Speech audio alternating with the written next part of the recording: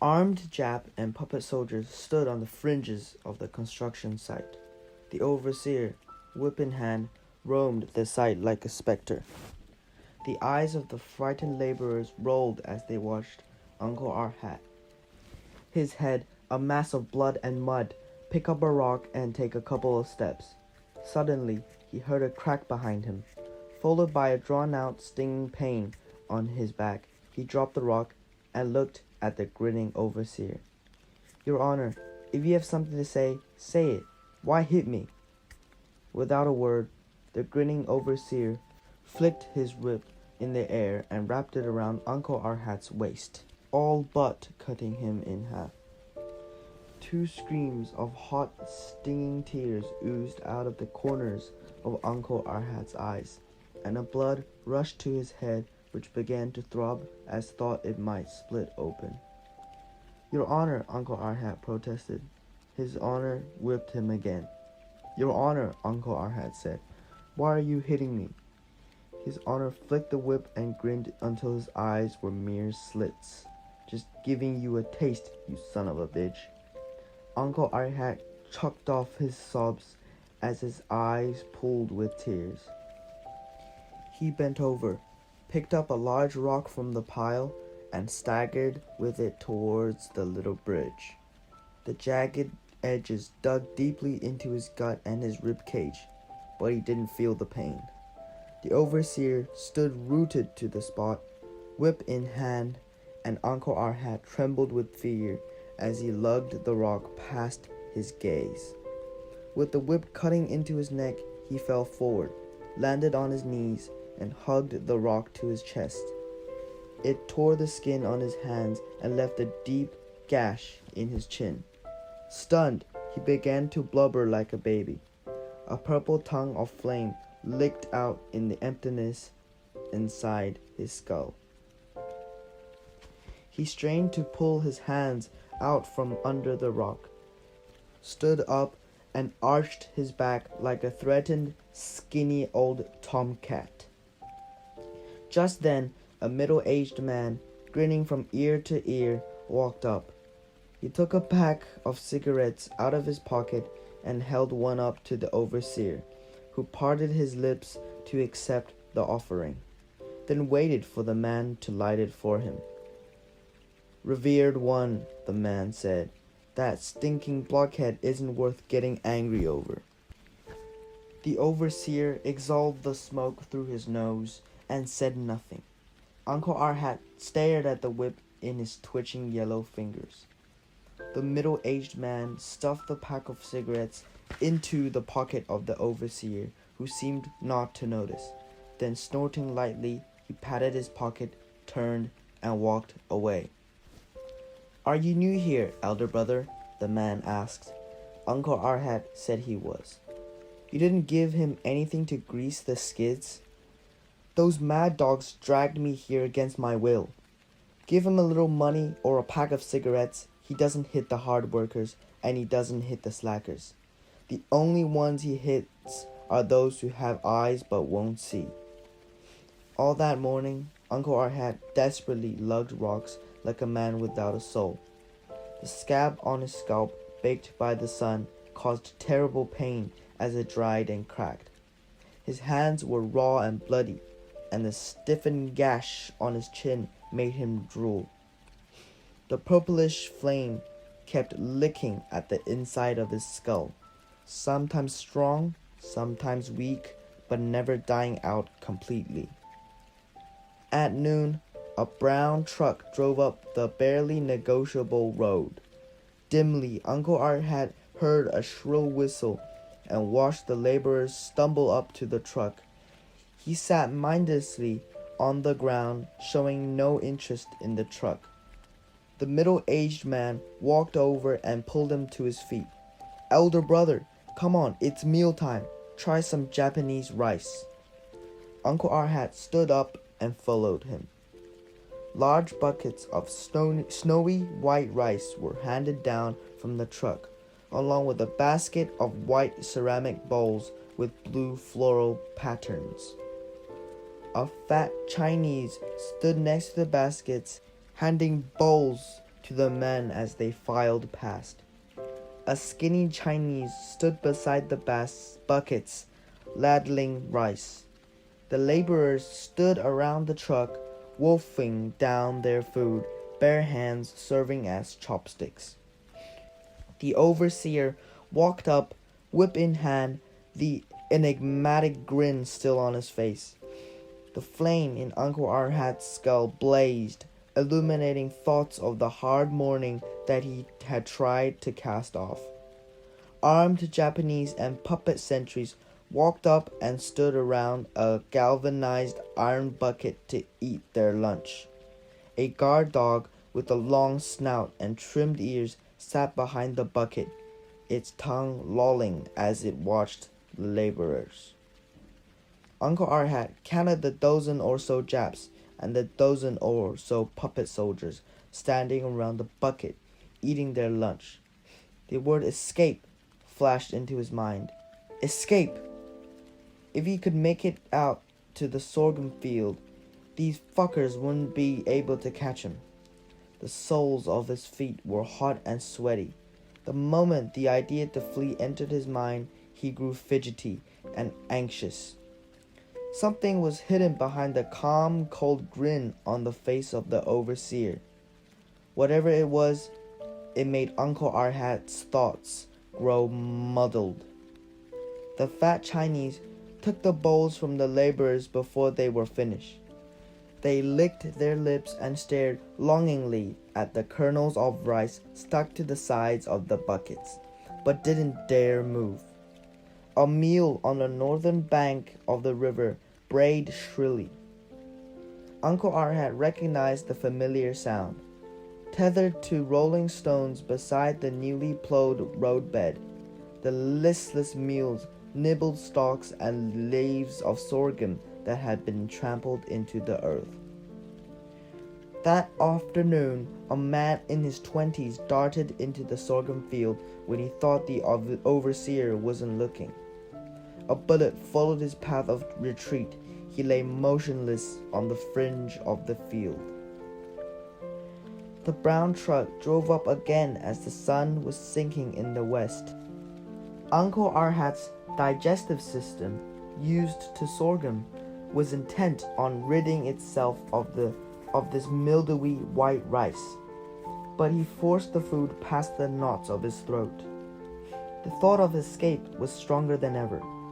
He longed to see his own compound, where the pungent odor of wine pervaded the air. In that village, a dozen or so li away. The distillery hands had all fled with the arrival of the Japanese, and the wine cooker now stood cold. Even more, he longed to see my grandma and my father.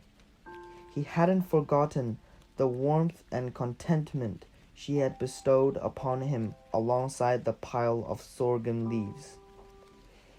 After dinner, the laborers were herded into an enclosure of fir stakes covered with tarpaulins. Wires the thickening of mung beans had been strung between the stakes, and the gate was made of thick metal rods. The Jap and puppet soldiers were billeted in separating tents several yards away. The guard dog was tethered to the flap of the Jap tent. 2 lanterns hung from the tall post at the entrance of the enclosure, around which soldiers took turns at sentry duty. Mules and horses were tethered to posts in a raised section of the sorghum field west of the enclosure. The stench inside the enclosure was suffocating. Some of the men snored loudly. Others got up to piss in a tin pail, raising a noisy liquid tattoo, like pearls falling into a jade plate.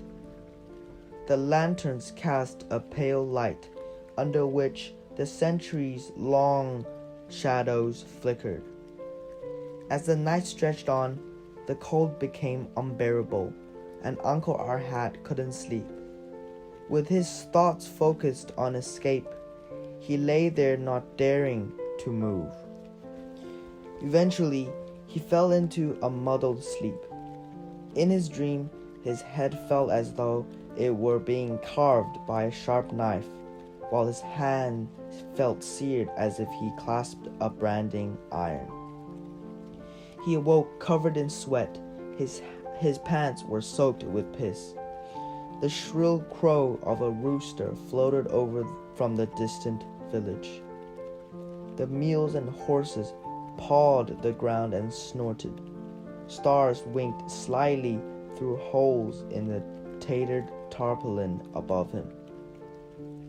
The man who had come to his aid that day quietly sat up.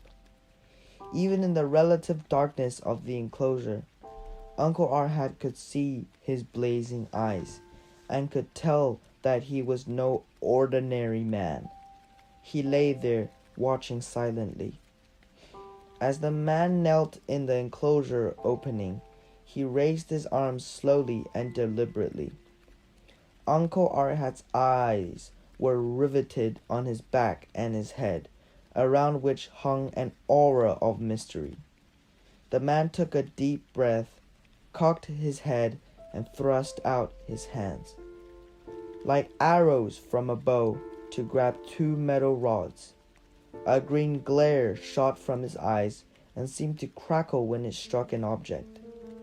The metal rods silently parted, emitting more light into the enclosure from the lanterns and overhead stars, and revealing the shoe of a sentry. Uncle Arhat saw a dark shadow dart out of the enclosure.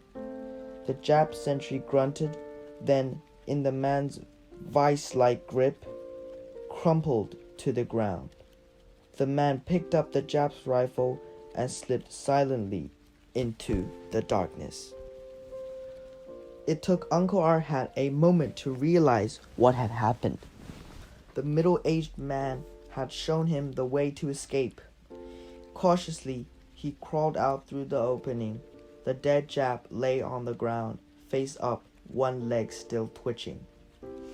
After crawling into the sorghum field, Uncle Arhat straightened up and followed the furrows, taking care not to bump the stalks and get them rustling. He found his way to the bank of the Blackwater River, where the three stars, Rigel, Betelgeuse, and Bellatrix, hung directly overhead. A heavy pre-dawn darkness had fallen around him, stars glistening in the water. As he stood briefly on the riverbank, he shivered from the cold, his teeth chattered, and the ache in his chin spread to his cheeks and ears. Finally, merging from the throbbing pain in his festering scalp, the crisp air of freedom filtered through the juices of the sorghum plants, entered his nostrils, his lungs, and his intestines. The ghostly light of the two lanterns shone weakly through the mist. The dark outline of the first stake enclosure was like an immense graveyard. Astonished at having got away so easily, he strode onto the rickety wooden bridge above splashing fish and rippling water, as a shooting star split the heavens. It was as though nothing had happened. He was free to return to his village, to let his wounds mend and go on living. But as he was crossing the bridge, he heard the plaintive braying of a mule on the southern bank. He turned back for Grandma's mules. The decision would lead to a grand tragedy. Horses and mules had been tied to a dozen or more tethering posts not far from the enclosure, in an area saturated with their foul-smelling urine. The horses were snorting and eating sorghum stalks. The mules were gnawing on the tethered posts and shitting loose stool. Uncle Arhat stumbled 3 times for every step, stole in among them, where he smelled the welcome odor of our 2 black mules and spotted their familiar shapes. Time to free his comrades in suffering, but the mules, strangers to the world of reason, greeted him with flying hooves. "Black mules," Uncle Arhat mumbled. "Black mules, we can run away together." The irate mules pawed the earth to protect their territory from their master, who was unaware that the smell of his dry blood and new wounds had changed his identity to them. Confused and upset, he stepped forward and was knocked down by a flying hoof. As he lay on the ground, his sides started turning numb. The mule was still bucking and kicking, its steel crescent shoes glinting like little moons. Uncle Arhat's hip swelled up painfully. He clambered to his feet, but fell back. As soon as he hit the ground, he struggled back up. A thin-voiced rooster in the village crowed once more, as the darkness began to give way to the glimmering of stars that illuminated the mule's rump and eyeballs. Damned beasts! With anger rising in his heart, he stumbled around the area looking for a weapon. At the construction site of an irrigation ditch, he found a sharp metal hoe. Now armed, he walked and cursed loudly, forgetting all about the men and their dog no more than 100 paces distant. He felt free. Fear is all that stands in the way of freedom. A red solar halo crumbled as the sun rose in the east, and in the pre-dawn light, the sorghum was so still it seemed ready to burst. Uncle Arhat walked up to the mules, the rosy color of dawn in his eyes and bitter loathing in his heart. The mules stood calmly, motionlessly. Uncle Arhat raised his hoe, took aim on the hind leg of one of them, and swung with all his might. A cold shadow fell on the leg. The mule swayed sideways a couple of times, then straightened up, as a brutish, violent, stupefying, wrathful bray erupted from his head. The wounded animal then arched its rump, sending a shower of hot blood splashing down on Uncle Arhat's face. Seeing an opening, he swung at the other hind leg. A sigh escaped from the black mule as its rump settled earthwards, and it sat down hard, propped up by its forelegs, its neck jerked taut by the tether. It bleated to the blue-gray heavens through its gaping mouth. The hoe, pinned beneath its rump, jerked Uncle Arhat into a squatting position. Mustering all his strength, he managed to pull it free. The second mule stood stupidly, eyeing its fallen comrade, and braying piteously as though pleading for its life. When Uncle Arhat approached, dragging his hoe behind him, the mule backed up into the tether, seemed about to part, and the post began to make cracking sounds. Dark blue rays of light flowed from its fist-sized eyeballs. Scared, you damned beast? Where's your arrogance now? You evil, ungrateful, parasitic bastard! You ass-kissing, treacherous son of a bitch! As he spat out wrathful obscenities, he raised his hoe and swung at the animal's long, rectangular face. It missed, striking the tethered post. By twisting the handle up and down, back and forth, he finally managed to free the head from the wood. The mule struggled so violently that its rear legs arched like bows. Its scrawny tail was noisily sweeping the ground. Uncle Arhat took carefully aim at the animal's face. Crack! The hoe landed smack on its forehead, emitting a resounding clang as metal struck bone, the reverberation passing through the wooden handle and stinging Uncle Arhat's arms. Not a sound emerged from the black mule's closed mouth. Its legs and hooves jerked and twitched furiously before it crashed to the ground like a capsized wall, snapping the tether in two, with one end hanging limply from the post and the other coiled beside the dead animal's head.